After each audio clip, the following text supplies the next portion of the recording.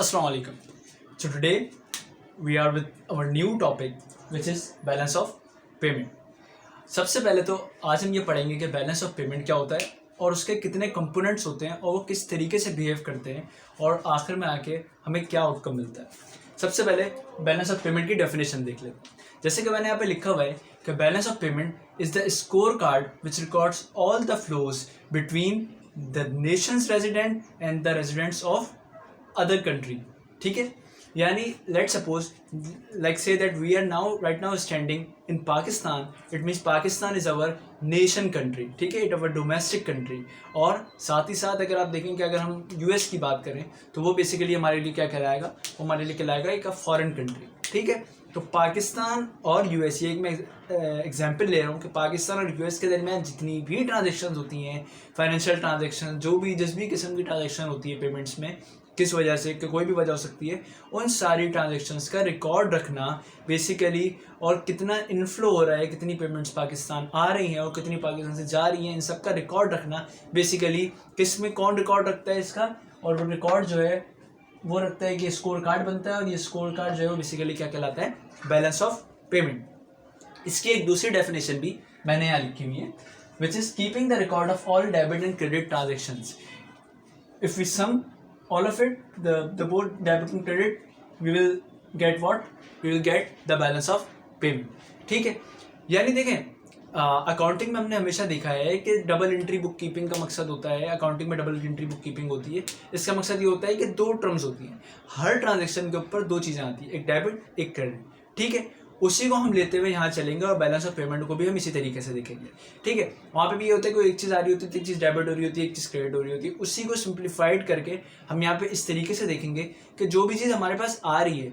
देखिए, अगर आप बैंक अकाउंट की बात करें, थोड़ा सा अकाउंटिंग से थोड़ा डिफरेंट, कि अगर बैंक अकाउंट की आप बात करें, आपके पास एक अकाउंट है बैंक के अंदर, जब भी आपके पास कोई पैसा आता है तो आपके पास एक मैसेज आता है.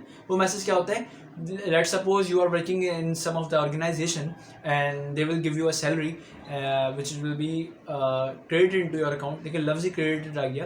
तो होता यही है कि मैसेज आता है कि salary will be credited in your account this much rupees. ठीक है, क्रेडिटेड इट मीन्स आपके अकाउंट में जब आती है तो पॉजिटिव टर्म के साथ शो होती है और क्रेडिट के नाम के साथ आती है. और जब आपके पास से कोई पैसा आप निकालते हैं तो लिखा आता है you have been debited this much amount. It means कि ये पैसा आप निकाल रहे हैं और ये माइनस के साथ शो होता है आपके अकाउंट स्टेटमेंट के अंदर. ठीक है, या माइनस के साथ कह लें, माइनस के साथ नहीं भी शो होता तो डेबिट के कॉलम में शो हो रहा होता है. इट मीन्स होता ही यही है कि ये दोनों आपस में, अगर क्रेडिट और डेबिट को जब आप माइनस अप करते हैं या सम अप करते हैं कि क्रेडिट लेट सपोज 10,000 है, डेबिट जो है वो 5,000 है, तो यानी 10,000 मेरे पास आया और 5,000 मेरे पास से गया. इट मीन्स क्या बच गया, 5,000 रुपये बच गया. तो ये क्या होता है, सम अप होता है. बेसिकली डेबिट की वैल्यूज आप माइनस करते हैं और क्रेडिट की वैल्यूज आप ऐड करते हैं. ठीक है, तो ये चीज़ यहाँ पे भी आपको नज़र आ रही है. इसी के तरीके से हम लेके चलेंगे नीचे कि किस तरीके से कंपोनेंट्स काम करते हैं. देखें, सबसे पहला कंपोनेंट बैलेंस ऑफ पेमेंट के अंदर होता है करंट अकाउंट. अच्छा, करंट अकाउंट के अंदर क्या हमें नज़र आ रहा है, सबसे पहली चीज़ अब ये देखना है कि करंट अकाउंट के अंदर क्या क्या चीज़ इंक्लूड होती है जो उसको करंट अकाउंट कहते हैं, और हम क्यों इसको करंट अकाउंट के अंदर क्या क्या चीज़ें इंक्लूड करते हैं और किस तरीके से होती हैं. तो सबसे पहली चीज़, जितनी भी सबसे मेन कंपोनेंट ही करंट अकाउंट का अगर देखा जाए तो जो चीज़ इंक्लूड होती है वो होती है ट्रेड पेमेंट्स. या सर्विसेज ट्रेडिंग हो रही हो या कमोडिटी ट्रेडिंग हो रही हो, मर्चेंटाइज व्हाटएवर, जितनी भी एक्सपोर्ट और इंपोर्ट की पेमेंट्स होती हैं वो सारी हम कहाँ इंक्लूड करते हैं, करंट अकाउंट के अंदर. जो भी चीज़ एक्सपोर्ट हो रही है, एक्सपोर्ट क्या होती है कि आप एक चीज़ एक्सपोर्ट कर रहे हैं, इन रिटर्न आप क्या चीज़ आपको क्या मिल रही है, you are getting a payment, you are getting some currency या सम मनी टाइप वैल्यू.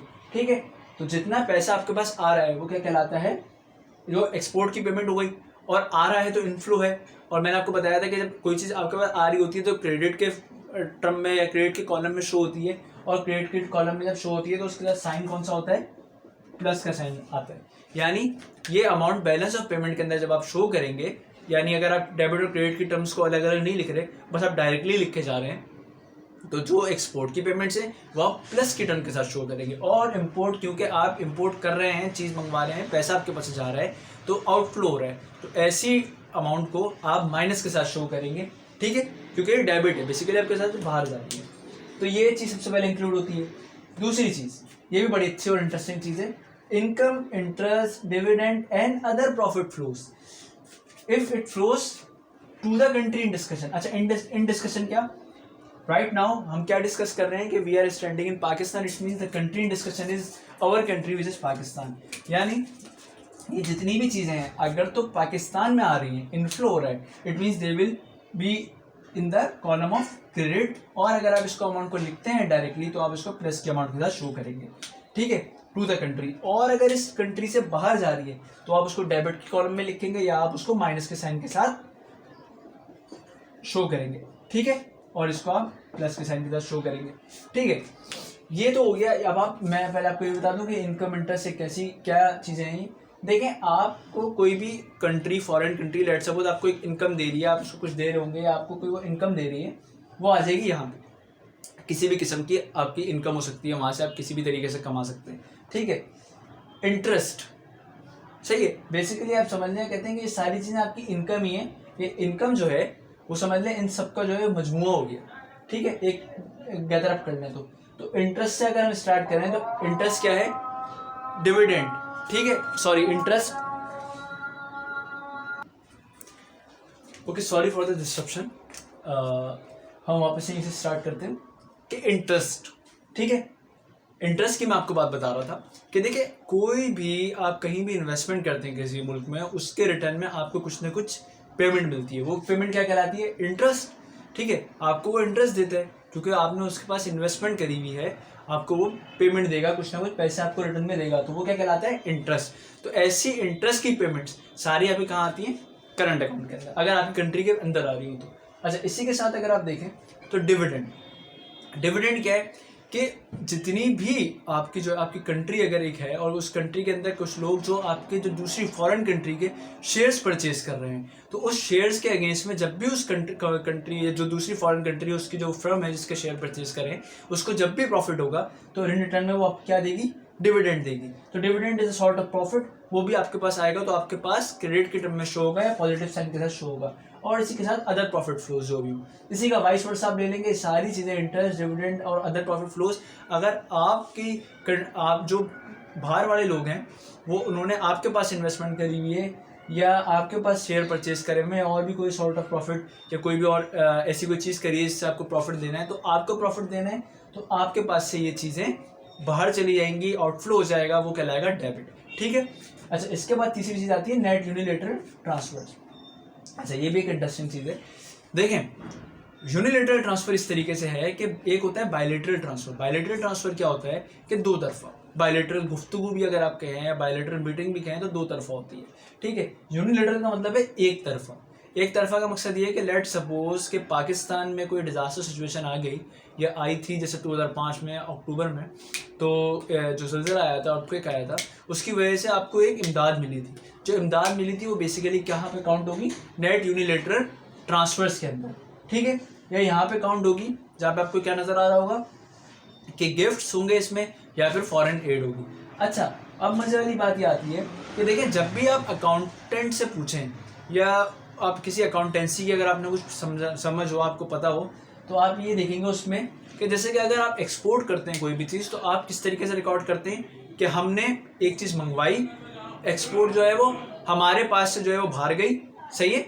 यानी आप कह लेंगे, कहते हैं किसी भी तरीके से कोई भी एक अमाउंट कह लें आप, जो आपके पास से जो है वो आपने एक बाहर से एक्सपोर्ट करी है और एक्सपोर्ट की बाहर आपने, और उसके अगेंस्ट में पेमेंट आई, तो एक्सपोर्ट जो आपने करा वो एक जो आपकी जो भी कोई चीज़ आपने एक्सपोर्ट करी वो आप लिखेंगे क्रेडिट साइड के ऊपर, और जो पैसा आपके पास आया वो आप कैश के तौर के ऊपर डेबिट साइड के ऊपर लिखते हैं। यानी एक अपनी एंट्री इस तरीके से बनाते हैं कि एक चीज़ आई और एक चीज़ गई। इंपोर्ट में भी ऐसे ही होगा कि चीज़ें आपके पास आएंगी बट पैसा आपके पास से जाएगा। इंटरेस्ट में क्या है, लाजमी सी बात है, आपने इन्वेस्टमेंट की है तो आपको इंटरेस्ट मिल रहा है, एक चीज़ गई है तो एक चीज़ आ रही है। डिविडेंड आपने शेयर्स में इन्वेस्ट किया है तो आपके पास डिविडेंड आ रहा है या फिर और कोई प्रॉफिट फ्लो। लेकिन यूनिलेटरल ट्रांसफर, आपने ट्रांसफर, अब आपने क्या, आपने तो कुछ भी नहीं दिया, लेकिन वो कंट्री आपको यूनिलेटरल ट्रांसफर में आपको जो है वो एक कोई इमदाद दे रही है, इसके अगेंस्ट में कोई एंट्री नहीं होती। अब इसके अगेंस्ट में अकाउंटेंट क्या करते हैं कि देखिए, लेट सपोज, लाजमी सी बात है, वो जो अगर आपको लेट सपोज वो 10 मिलियन दे रहा है, तो 10 मिलियन उसके पास कहीं ना कहीं से आए होंगे, वो जब भी तो आपको दे रहा है। अब वो कहाँ से आए, अब लेट सपोज वो किसी और कंट्री ने उसको एज अ गिफ्ट दी हो या उसको किसी चीज़ की पेमेंट करी हो, तो वो पेमेंट वो यूटिलाइज कर रहा हूँ कहाँ पे, इस यूनिलेटरल ट्रांसफर यानी हमें देने पे, तो वो उस अमाउंट को, जैसे कि 10 मिलियन अगर किसी भी चीज़ से आए, तो जिस चीज़ से आए और जहाँ वो यूटिलाइज कर रहा है, तो वो कैश जो है वो कैश वहाँ पे दिखाएगा कि ये इतना मेरे पास पड़ा हुआ था, ये रिजर्व में पड़ा हुआ था, जहाँ भी गवर्नमेंट आपकी उसकी वो करेगी, अकाउंटेंट जो है वो वहाँ दिखाएगा और बोलेगा उसके जो वो पैसे थे उसके रिटर्न के अंदर मैंने जो है इस कंट्री को यूनिलेटरल ट्रांसफर दे दिया, तो ये एक ट्रांजेक्शन मुकम्मल बन जाएगी जो कि वो लोग बनाएंगे। तो ये बात होती है करंट अकाउंट की। इसकी डेबिट और क्रेडिट को जब हम यानी प्लस माइनस के अमाउंट्स को आप माइनस करते जब सम अप करते हैं, तो जो अमाउंट आनी चाहिए वो आनी चाहिए जीरो, और अगर तो वो जीरो नहीं आ रही, पॉजिटिव अमाउंट आ रही है, तो इट मीन्स फिर वो क्या कहलाएगा, वो कहलाएगा करंट अकाउंट सरप्लस, और अगर वो माइनस में आ रही है तो वो कहलाएगा करंट अकाउंट डेफिसिट। ठीक है जी, ये बात आपको क्लियर हो गई करंट अकाउंट की। अच्छा, इसी तरीके से हम बात करते हैं कैपिटल और फाइनेंशियल अकाउंट की। इसमें क्या क्या आता है? सबसे पहली चीज़ फॉरेन डायरेक्ट इन्वेस्टमेंट। देखिए, इसका मकसद मैं आपको इस तरीके से बताऊं कि कोई भी किसी भी फर्म में आपने इन्वेस्ट करा हुआ है बाहर की, वो इस तरीके से करा हुआ है कि आप उसकी डिसीजन मेकिंग में एक रोल प्ले करते हो, यानी you will be asked for the decision that what to take, what the next decision we have to take, and you are the one जो आप जो इसके अंदर अपना रोल प्ले करते हो, आप अपनी बातचीत करते हो या अपना आप जो डिसीजन बताते हो। अगर तो आपके डिसीजन इन्वॉल्वमेंट है, it means that is your foreign direct investment in that firm. ठीक है, तो अगर आपकी डायरेक्ट इन्वेस्टमेंट बाहर जा रही है आपके मुल्क से, फ्रॉम द कंट्री, अगर आपकी मुल्क से बाहर जा रही है तो वो क्या कराएगी, डेबिट, क्योंकि आपने इन्वेस्टमेंट करी है बाहर, पैसा आपने बाहर रखा हुआ है, आपके बाहर चला गया, तो वो डेबिट यानी माइनस साइन के साथ रिकॉर्ड होगी।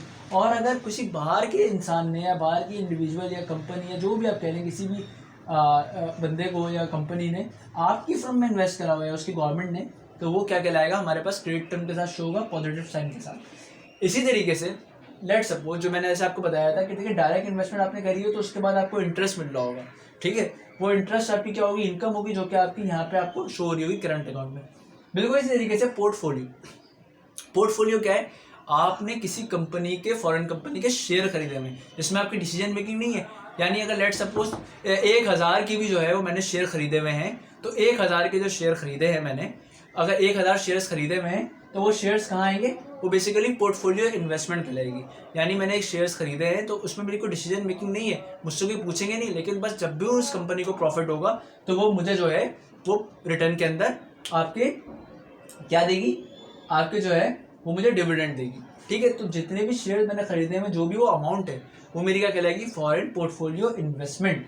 ठीक है, और उसके साथ सेम सिनेरियो ये होगा कि अगर वो आपके पास से आपने बाहर के शेयर खरीदे हुए हैं तो डेबिट के अंदर रिकॉर्ड हो रहे हैं, आप बाहर वाले ने यहाँ पे खरीदे हुए हैं तो क्रेडिट में रिकॉर्ड हो रहे हैं। क्यों? क्योंकि पैसा आ रहा है और पैसा जा रहा है वाली बात। Grant of loans. अच्छा, ग्रांट ऑफ लोन्स क्या है कि देखिए आपने जो है वो किसी को लोन दिया हुआ है, फॉरेन कंट्री में किसी को लोन दिया हुआ है। अब फॉरेन कंट्री में अगर आपने किसी को लोन दिया हुआ है तो क्या है, जब आप लोन दे रहे हैं बाहर की कंट्री को तो आपके पास से पैसा जा रहा है, इट मीन्स डेबिट में रिकॉर्ड, जब पैसा आ रहा है तो क्रेडिट में रिकॉर्ड। लेकिन जब आप इसी की बात करते हैं रिवर्स, यानी अगर लोन के बाद आपको वापस पेमेंट वो दे रहा है, आपने किसी फॉरेन कंट्री को लोन दिया और वापस रीपे कर रही है, तो आपके पास फिर ये इनफ्लो होगा और ये क्रेडिट साइड पे शो होगा। जबकि अगर आप किसी को पे कर रहे हैं तो वो डेबिट साइड पे फिर शो होगा। तो ये तो हो गई कैपिटल और फाइनेंशियल अकाउंट। अच्छा, इसमें मैं आपको एक बात बता दूं, कैपिटल और फाइनेंशियल अकाउंट में एक डिफरेंस भी था। वो ये था कि देखिए पहले, आज से पहले IMF जो है वो कैपिटल अकाउंट के नाम से इस चीज़ को शो करता था। अब जो है वो फाइनेंशियल अकाउंट के नाम से ये चीज़ शो होती है, और कैपिटल अकाउंट के नाम से इंटरेस्टिंगली उन्होंने एक और छोटा कंपोनेंट बना दिया जिसमें सिर्फ और सिर्फ वो कैपिटल ट्रांसफर्स लेते हैं, जिसको हम यहाँ नेट यूनिलेटेड ट्रांसफर के अंदर काउंट कर देते हैं। और पुराना जो भी कैपिटल अकाउंट था और या जो अब जो फाइनेंशियल अकाउंट है उस सबको अगर आप देखें तो अब सब जो है वो आपका ये है जो मैंने इधर लिखा है, और हम अब इसको बुक्स में या फाइनेंशियल अकाउंट के नाम से आता है।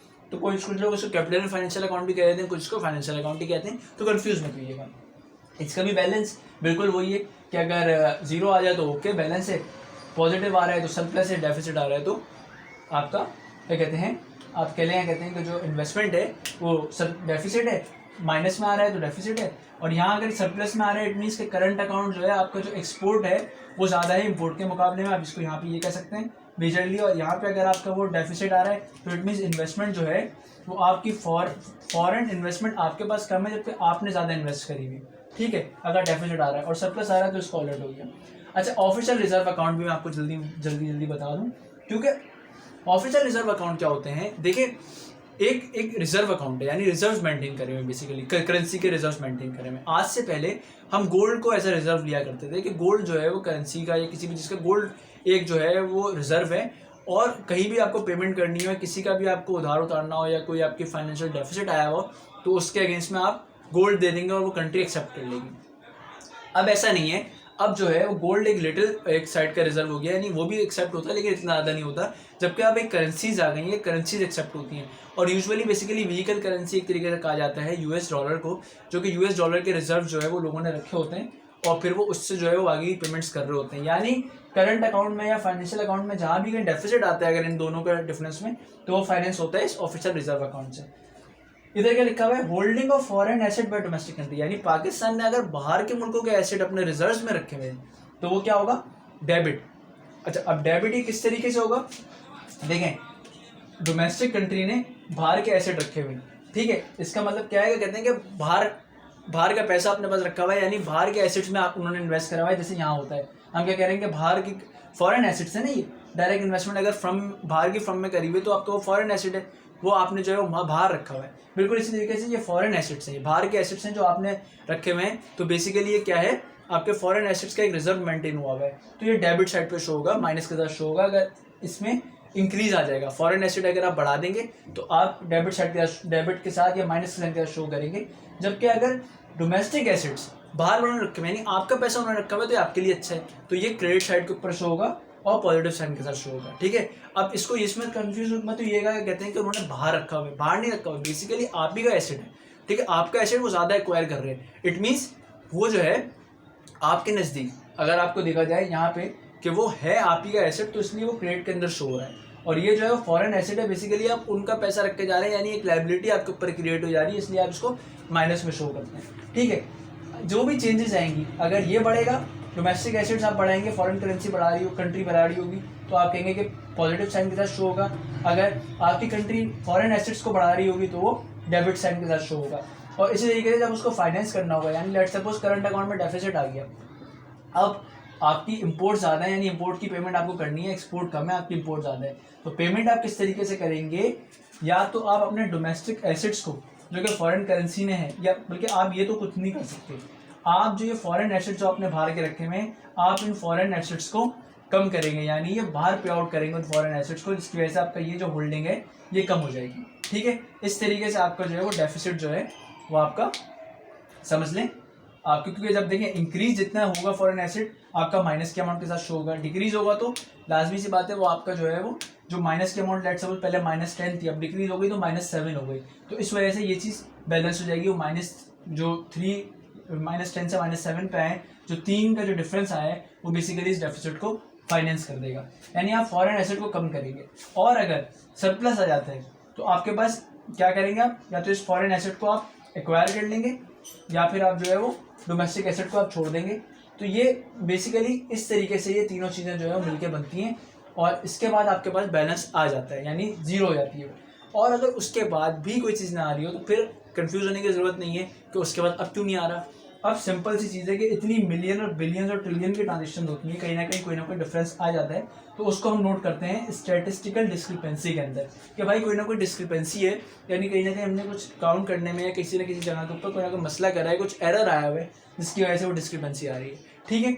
इसकी लास्ट में मैं आपको इसकी डिस्क्रिप्शन में या कहीं मैं आपको एक इस वीडियो के मैं आपको एक चार्ट भी दिखा दूंगा, जहाँ से आपको ये क्लियर हो जाएगा कि उस चार्ट में आपको ये समझ आ रहा होगा कि वो किस तरीके से जो है इन्होंने ये सारी चीज़ों को मेंटेन करा है और किस तरीके से बैलेंस ऑफ पेमेंट आ रहा है। यूएस का एक डेटा है 2013 का, वहाँ से आपको क्लियर हो जाएगा। आई होप आपको ये सारी चीज़ें समझ आई होंगी, तो फिर मुझे इसका फीडबैक ज़रूर दीजिएगा, और कहीं भी कोई मसला हो तो मुझे ज़रूर इनके कमेंट्स के अंदर जो है मुझे इंटीमेट करिएगा। Thank you.